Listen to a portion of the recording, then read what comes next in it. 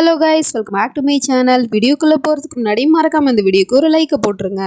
Last பாட்டில் சகரிக்கிட்ட பெரியம்மாவோ கைஜாடையால் சொல்லியிருப்பாங்க, நீ என்னோட 2 பொண்ணுங்களில் ஒருத்தி, உனக்கு ஒரு அக்கா இருக்கா, அப்புறம் நீ இந்த வீட்டில் இருக்காத, இந்த வீட்டில் ரொம்ப ஆபத்து இருக்கு உனக்கு, அதனால இங்கேருந்து போயிடு அப்படிங்கிற மாதிரிலாம் சொல்லிட்டு இருப்பாங்க. ஆனால் அவளுக்கு அது எதுவுமே புரியல.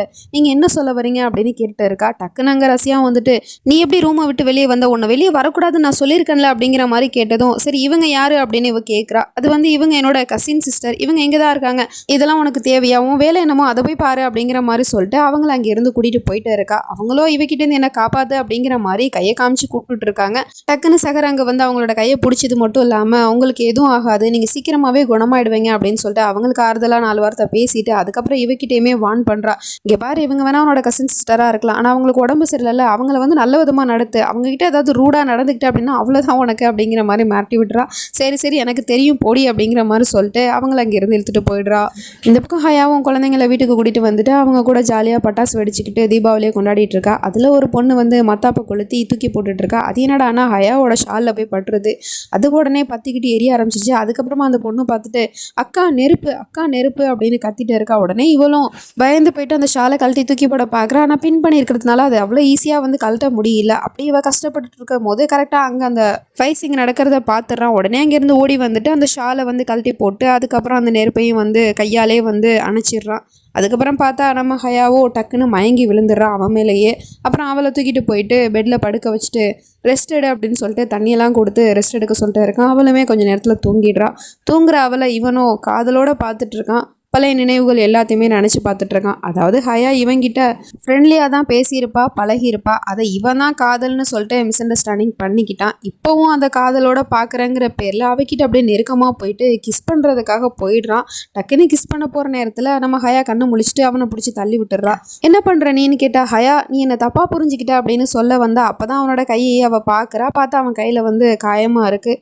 இந்த காயம் எப்படி ஏற்பட்டுச்சுன்னு கேட்டால், நான் நெருப்பு அணைச்சேன்ல அப்போ தான் பண்ணிச்சு, ஒன்றும் பிரச்சனை இல்லை விடுன்னு சொன்னா. இரு நான் உனக்கு மருந்து போட்டு விடுறேன் அப்படின்னு சொல்லிட்டு மருந்து போட்டு விட்டுட்டு இருக்கா. அவனும் அவளை பாசமாக பார்த்துட்டு இருக்கான். இந்த பக்கம் இந்த அங்கிளும் ஆண்டியும் ஒரு வழியாக லட்டு செஞ்சுட்டாங்க போல். அதை எடுத்துகிட்டு போயிட்டு சேகர்கிட்டையும் கொடுத்தா. அவளும் அதை சாப்பிட்டு பார்த்துட்டு ஓகே தான், பட் நல்லா இருக்குன்னு சொல்ல மாட்டேன் அப்படிங்கிற மாதிரி சொல்லிட்டு, இதுக்கப்புறம் அதான் நீங்கள் நல்லா தானே சமைக்கிறீங்க, அதனால் இனிமேல் இந்த வீட்டில் நீங்கள் தான் சமையல் பண்ணுறீங்க அப்படிங்கிற மாதிரிலாம் பேசிட்டு இருக்கா. இப்போ டக்குன்னு ஆகில் வரவும் 2 பேரும் போய் ஒளிஞ்சிக்கிறாங்க. அங்கேருந்து வந்தவன் உனக்கு ஒரு சர்ப்ரைஸ் வச்சுருக்கான் வா அப்படின்னு சொல்லிட்டு நம்ம சேகர் அப்படியே வலுக்கட்டாயமாக தூக்கிட்டு அங்கேருந்து போயிடுறான். பார்த்தா கார்டனுக்கு தான் அழைச்சிட்டு வந்திருக்கான். அந்த இடமே அழகாக டெக்கரேட் பண்ணி வச்சுருக்கான், நிறைய கேண்டில்ஸ் வேலை. அதுக்கப்புறம் அவளை அப்படியே அங்கே அழைச்சிட்டு போயிட்டு ஸ்கை லேண்டன் எடுத்து கையில் வச்சிட்ருக்கா. இவளுக்கும் ஒன்றுமே புரியல, ஆச்சரியமாக பார்த்துட்ருக்கா. என்ன பார்த்துட்ருக்க, இது உன்னோட ஐடியா தான், நீ எனக்கு ஹெல்ப் பண்ணலை, என்னோட கடந்த காலத்தில் நடந்த கெட்ட விஷயத்தெல்லாம் மறந்துட்டு ஒரு புது வாழ்க்கையை வாழ்கிறதுக்கு இப்போ நான் அதை உனக்கு பண்ண போகிறேன். நீ இதை தொட்டுட்டு உன்னோட மனசில் இருக்கிற எல்லா கெட்ட விஷயத்தையுமே தூக்கி போட்டுரு, உன்னோட கடந்த கால வாழ்க்கையில் என்னெல்லாம் கெட்டது நடந்துச்சு அது எல்லாத்தையும் மறந்துரு அப்படிங்கிற மாதிரி சொல்லிட்டு இருக்கான். இவன் சொல்ல சொல்ல அவள் எல்லாத்தையும் நினச்சி பார்க்க ஆரம்பிச்சிட்டா. அதாவது சின்ன வயசில் இவள் ரொம்ப கஷ்டப்பட்டிருப்பா போல், குப்பை தொட்டியில் இருக்கிற சாப்பாடெலாம் எடுத்து சாப்பிட்ருப்பா போல். ஏன்னா இவள் தனியாக தானே அனாதையாக வளர்ந்துருக்கா. ஸோ அது எல்லாத்தையும் நினச்சி பார்த்துட்டு அப்படியே கண்களில் கண்ணீர் வருது. அவனும் ஹெல்ப் பண்ணுற, சரி வா தொடு அப்படிங்கிற மாதிரி சொல்லிட்டு அந்த ஸ்கை லேண்டனை தொட சொன்னா. இவ்வளோ டக்குன்னு அதை தொட போகிறா. பட் டக்குன்னு என்ன யோசிச்சான்னு தெரியல. இல்லை இதை நான் பண்ணக்கூடாது, இதை பண்ணுறதுக்கான முழு உரிமையும் சனம்க்கு தான் இருக்குது அப்படிங்கிற மாதிரி சொல்லிட்டு அவன் இங்கேருந்து அழுதுகிட்டே போயிடுறா. இவனுக்கும் ஒன்றுமே புரியல. எவ்வளோதான் அவகிட்ட நெருங்கி போக பார்த்தாலும் அவள் எதுக்காக அப்படி விலகி போகிறான்னு இவனுக்கு ஒன்றுமே புரியல. இருந்தாலும் நான் உன்னை காதலிக்கிறேன், காதலிச்சுக்கிட்டே தான் இருப்பேன், ஐ லவ் யூ சனம் அப்படிங்கிற மாதிரி சொல்லிட்டு இருக்கான். அப்போ தான் நம்ம சனமே காட்டுறாங்க. அவ்வளோ ஒரு குடோன் மாதிரி இடத்துல ரசியா கட்டி போட்டு வச்சிருப்பா போல். நம்ம சனம் ரொம்பவே அழுதுட்ருக்கா. அப்படியே வீட்டுக்குள்ளே போயிட்டு இருந்தா டக்குன்னு கால் ஸ்லிப்பாகி கீழே விழ போகிறா. பார்த்தா நீலாம்பரி டக்குன்னு பிடிச்சிட்றா. என்னாச்சு சனம், பார்த்து வர மாட்டியா, இல்லை உனக்கு கண்ணு தெரியாதா? இல்லை உனக்கு கண்ணெல்லாம் நல்லா தான் தெரியும், இப்போ உனக்கு காதல் கண்ணை மறைக்குதில்ல, அதனால தான் இப்படிலாம் நீ ஸ்லிப் ஆகுற அப்படின்னு சொன்னா. என் கண்ணு இப்போ காதல்னால தான் மறைக்கப்பட்டிருக்கு, ஆனால் உன்னோட கண்ணு பர்மனெண்ட்டாக போயிடுச்சுல, உன்னால் பார்க்க கூட முடியாதுல்ல, அதில் தான் எனக்கு ஒரு சந்தேகமே. அது எப்படி நான் சோப்பு நிறைய ஊற்றி வச்சது நீ அப்படியே தெரிஞ்ச மாதிரி நடந்து இந்த பக்கமாக வந்த, எனக்கு என்னமோ உனக்கு இந்த பூனைக்கண்ணு நல்லா தெரியும்னு தான் தோணுது அப்படிங்கிற மாதிரி சொன்னால் அவளுக்கோ கோந்துருது. கோவப்படாத, உன்னோட ஹெல்த் இருக்கிற கண்டிஷனில் நீ கோவப்பட்டா அப்புறம் உன்னோட பாடி தாங்குமா என்ன? சரி வரியா, நான் உன்னை ரூம் வரைக்கும் கொண்டு போய் விட்டு வரேன், ஏன்னா உனக்கு தான் கண்ணு தெரியாதுல்ல, வரியா அப்படிங்கிற மாதிரிலாம் கிண்டல் பண்ணிட்டு இருக்கா. இதெல்லாம் தூரத்துலேருந்து அந்த ரசியாவும் பார்த்துட்டு இவளுக்கு இவ தான் சரியானவ அப்படிங்கிற மாதிரி பார்த்து சிரிச்சுக்கிட்டு இருக்கா. அதுக்கப்புறம் அவளும் அங்கேருந்து கோவமாக போயிடுறா. இந்த விஷயத்த நேராக போயிட்டு அந்த அங்கிள் ஆண்டிக்கிட்ட சொல்லியிருப்பா போல். அவங்க 2 பேரும் பார்த்துக்கிட்டு, என்ன உங்களுக்கு கண்ணு தெரியும்னு சொன்னாலா? நாங்களே உங்களை இத்தனை வருஷமாக பார்க்குறோம், உங்களுக்கு கண்ணு தெரியாதுங்கிறது எங்களுக்கு நல்லாவே தெரியும், அப்புறம் எப்படி அவள் சொல்லுவா? அவளை இப்போவே ஒரு வழி பண்ணி ஆகணும் ஆவேகம், இல்லைனா அவள் நம்ம தலையில் ஏறி உட்காந்து டான்ஸ் ஆட ஆரம்பிச்சிருவா. எங்ககிட்ட ஒரு ஐடியா இருக்குது அப்படின்னு சொல்லிட்டு இருக்காங்க. என்ன ஐடியான்னு கேட்டால், எனக்கு தெரிஞ்ச ஒரு விஷம் ஒன்று இருக்குது, அந்த விஷத்தை அவளுக்கு கொடுத்துட்டோம் அப்படின்னா அவள் கரெக்டாக அதை சாப்பிட்ட 30வது நிமிஷமே அவள் இறந்து போயிடுவா. அதுக்கப்புறம் அவங்களுக்கு வேற ஒரு பொண்ணை பார்த்து கல்யாணம் பண்ணி வச்சிட வேண்டியதான் அப்படிங்கிற மாதிரிலாம் சொன்னதும் இந்த ஐடியா இவளுக்குமே பிடிச்சிருது. அதை எப்படி ஒர்க் அவுட் பண்ணுறது அப்படிங்கிற மாதிரி யோசிச்சுட்டு இருக்காங்க. அதுக்கப்புறம் பார்த்தா எல்லாரும் டின்னர் சாப்பிட்றதுக்காக உட்காந்துருக்காங்க. அப்போ இந்த ரஷ்யா வந்து ஃபலோடா செஞ்சு எல்லாருக்கும் எடுத்துகிட்டு வந்திருக்கா. ஃபலோடாவா எனக்கு இது ரொம்ப பிடிக்கும் அப்படிங்கிற மாதிரிலாம் சொல்லிட்டு இருக்காங்க. ஆனால் ஃப்ளேவர் அங்கே நிறைய விதமாக இருக்குது, வேறு வேறு ஃப்ளேவரில்.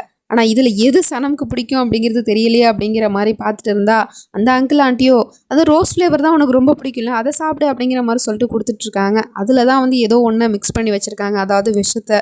அது தெரியாமல் இவளும் அதை குடிக்கிறதுக்காக போயிட்டு இருக்கா. அப்படி இவ குடிக்கிறவளை அந்த அங்கிளும் ஆண்டியும் வந்துட்டு அப்படியே வெறிக்க வெறிக்க பார்த்துட்ருக்காங்க. அவள் குடிப்பாளா குடிக்க மாட்டாளா அப்படின்னு சொல்லிட்டு.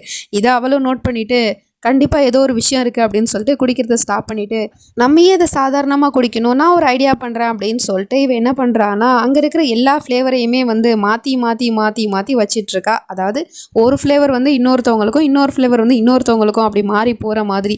அவங்களுக்கு பிடிச்ச ஃப்ளேவரை இன்றைக்கி சாப்பிட வேணாம், இன்றைக்கி நம்ம வித்தியாசமாக ட்ரை பண்ணலாமே அப்படின்னு சொல்லிட்டு எல்லாருக்கும் எடுத்து எடுத்து எடுத்து எடுத்து கொடுத்துட்ருக்கா. அதில் அந்த ரோஸ் ஃப்ளேவர் உள்ள ஃபலோடாவும் அதுக்கப்புறம் எக்ஸ்ட்ரா 2 ஃபலோடாவும் இருக்குது. அதை அந்த அங்கிளும் ஆண்டி எடுக்க போனால், இல்லை இல்லை இதை நீங்கள் சாப்பிடக்கூடாது, இந்த ரோஸ் ஃப்ளேவர் எனக்கு வந்தது தானே, அதை நீங்கள் தானே எக்ஸ்சேஞ்ச் பண்ணிக்கணும் அப்படின்னு சொல்லிட்டு வலுக்கட்டாயமாக எடுத்துகிட்டு போயிட்டு அங்கிள் வாயில் வந்து ஊற்றிக்கிட்டு இருக்கா. அவரோ வாயிலே வச்சுட்டு இருக்காரு. டக்குன்னு முதுகை தட்டி அவர் வாய்க்குள்ளே வச்சிருக்கிறது உள்ளே போகிற மாதிரி பண்ணிடுறா. குடிச்ச அடுத்த செகண்டே பார்த்தா அவர் வந்து அப்படியே மயக்கம் போட்டு டேபிள்லேயே விழுந்துடுறாரு. உடனே என்னாச்சுன்னு சொல்லிட்டு எல்லாரும் பார்த்தோன்னா அந்த ஆண்டியோ 30 நிமிஷத்துக்குள்ளே டாக்டரை பார்த்தாகணும், சீக்கிரம் கூப்பிடுப்பா அப்படிங்கிற மாதிரி சொன்னதும் டாக்டர்கிட்ட போய் காமிக்கிறதுக்காக ரூமில் அழைச்சிட்டு போயிட்டாங்க. ஆனால் அந்த நீலாம்பரி அப்படியே கல் மாதிரி நின்றுட்டு இருக்கா. நம்ம பிளான் எப்படி சொதப்பிடுச்சு அப்படிங்கிற மாதிரி. உடனே சேகரம் அவகிட்ட போயிட்டு, எனக்கு தெரியும் இது உன்னோட வேலை தானே, உனக்கு வந்து அந்த அங்கிள் ஆண்டியும் ஹெல்ப் பண்ணுறாங்கன்னு எனக்கு நல்லாவே தெரியும், அதுக்காக தான் நான் அவங்க பக்கமே அதை திருப்பி விட்டேன் அப்படிங்கிற மாதிரி சொல்லிட்டு அவள் இங்கேருந்து போயிடுறா. அப்புறம் அங்கிளை வந்து டாக்டரும் காப்பாற்றிட்டாரு. அதுக்கப்புறம் சொல்கிறாரு, இவர் சாப்பிட்ட சாப்பாடில் விஷம் இருந்திருக்கு அப்படின்னு சொல்லிட்டு. என்னது விஷமா? அவர் சாப்பிட்ட ஃபலோடாவை தானே நாங்கள் எல்லாரும் சாப்பிட்டோம். அதுக்கப்புறம் ஆகில யோசிச்சு பார்த்துட்டு, ஒரு நிமிஷம் இரு, இப்போ அங்கிள் சாப்பிட்ட ரோஸ் ஃப்ளேவரில் தான் விஷம் இருந்திருக்கு அப்படின்னா அதை நீ சாப்பிட்றதுக்கு இருந்தால சனம் அப்படிங்கிற மாதிரி சொன்னால் உடனே இவ்வளோ ஓவர் ஆக்டிங் பண்ணுற மாதிரி, ஓ மை காட் அதை நான் சாப்பிட்ருப்பேனா? ஆமாம் நல்ல வேலை வந்து அதை நான் அங்கிளுக்கு கொடுத்துட்டேன், இல்லைனா நான் இந்நேரம் செத்துருப்பேன் அப்படி இப்படின்னு சொல்லிட்டு அழுது ஆர்ப்பாட்டம் போடுற மாதிரி நடிக்கிறா. உடனே ஆகிலுக்கு கோவம் வந்துடுது. இதை ஃபஸ்ட்டு பண்ணது யார், இந்த ஃபலோடாவை யார் பண்ணது அப்படின்னு கேட்டதும் ரிஹானோ அதை பண்ணது ரஷ்யா அப்படின்னு சொல்கிறான். உடனே ரஷ்யாவை கூப்பிடு அப்படின்னு சொன்னதும் ரஷ்யாவும் அங்கே வந்துடுறா. என்னாச்சு, எதுக்காக என்னை கூப்பிட்டீங்கன்னு கேட்டால், ஃபலோடாவை நீங்கள் தான் பண்ணீங்களான்னு கேட்டால் ஆமான்னு சொல்கிறா. சரி நீங்கள் அதில் என்னெல்லாம் மிக்ஸ் பண்ணீங்க, ஃபலோடாவில் சேர்க்குற இன்க்ரீடியன்ஸோட விஷத்தையும் மிக்ஸ் பண்ணிங்களான்னு கேட்டால் இவளுக்கும் ஒன்றும் புரியல. என்னது விஷமா அப்படின்னு கேட்டால், ஆமாம் நீங்கள் அதில் விஷத்தை கலந்துருக்கீங்க அப்படின்னு சொன்னால், நான் அப்படிலாம் எதுவுமே பண்ணல, இது யார் பண்ணது எனக்கு தெரியாது அப்படின்னு சொல்லிட்டு இருக்கா. அப்படின்னா நீங்கள் பண்ணல தானே, சரி ஓகே நான் இப்போவே போலீஸை கூப்பிட்றேன் அப்படிங்கிற மாதிரி சொல்லிட்டு போலீஸை வர சொல்லிட்டு இருந்தா. டக்குன்னு மாபேகமோ, இல்லைப்பா ஏன்ப்பா போலீஸ்லாம் வரணும், போலீஸ்லாம் வீட்டுக்கு வந்தால் அப்புறம் நம்மளோட மான மரியாதை போயிடும் அப்படின்னு சொன்னால், அப்படின்னா ஓகே நீங்கள் தான் பண்ணீங்கன்னு எனக்கு கன்ஃபார்மாக தெரியும், இன்றைக்கி உங்களால் அங்கிளோட உயிரே போயிருக்கும், நல்ல வேளை டாக்டர் வந்து அவரை சரியான நேரத்தில் காப்பாற்றிட்டாரு, அதனால நான் உங்களுக்கு கொடுக்குற பனிஷ்மெண்ட் என்ன தெரியுமா, நீங்கள் இதுக்கப்புறம் இந்த வீட்டில் இருக்கக்கூடாது, நீங்கள் போயிட்டு ஓல்டேஜ் ஹோமில் தங்கிக்கோங்க அப்படின்னு சொன்னால், இவ்வளோ டக்குன்னு என்ன சொல்கிறீங்க மாபேகம், ஏதாவது சொல்லி உங்கள் பையனை நிறுத்த சொல்லுங்கள், நானும் இங்கே இருக்கு எங்கேயும் போக மாட்டேன் அப்படிங்கிற மாதிரி கதறி அழ ஆரம்பிச்சிடுறா. அவளும் சரி சரி ஆகில் அப்படின்னு சொல்லிட்டு ஏதோ சொல்ல வந்தா, அம்மா நான் எடுத்தது தான் முடிவு அப்படிங்கிற மாதிரி சொல்லிட்டு அவன் இங்கே இருந்து போயிடுறான். இவளுக்கோ செம கோந்துருது. கடுப்பாயிட்டு நேராக சேகரிக்கிட்ட போயிட்டு, என்னடி நடக்குது இங்கே, உன்னை நான் வீட்டுக்குள்ளே கூட்டிகிட்டு வந்தா நீ என்னையே துரத்தி விட பார்க்குறியா அப்படின்னு கேட்டால், எனக்கு அதை பற்றிலாம் எதுவும் தெரியாது, ஆகில் அப்படி ஒரு முடிவெடுப்பாருன்னு நான் என்னத்தை கண்டேன் அப்படின்னு சொன்னால், இங்கே பாரு நான் உன்னை இந்த வீட்டுக்கு கூட்டிகிட்டு வந்ததுக்கான காரணமே என்னோட காரியத்தை சாதிக்கிறதுக்காக தான், ஆனால் நீ இந்த வீட்டில் இருந்துக்கிட்டு என்னையே துரத்தி விட பார்க்குறியா, உனக்கு ஒரு நைட்டு தான் டைம், இந்த ஒரு நைட்டுக்குள்ளே நீ ஆகில் கிட்ட எப்படியாவது பேசி இந்த முடிவை மாற்றிக்க சொல்லுனா இந்த வீட்டை விட்டு எங்கேயும் போக மாட்டேன் அப்படிங்கிற மாதிரி சொல்லிட்டு அவள் இங்கே இருந்து போயிடுறா.